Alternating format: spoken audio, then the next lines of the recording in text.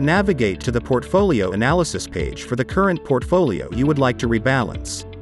On the top right corner, click the Rebalance button. First of all, you will be able to add more cash to your portfolio and rebalance your portfolio to harvest losses.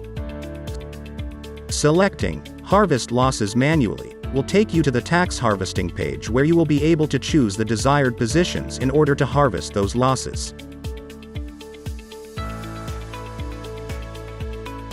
On the other hand, you can select the exact percentage of positions with negative unrealized gains in your portfolio to harvest losses.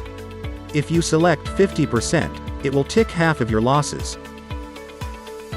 With 100% selected, it will tick all of your losses, and so on. Secondly, after harvesting losses, you have the chance to re-optimize your universe.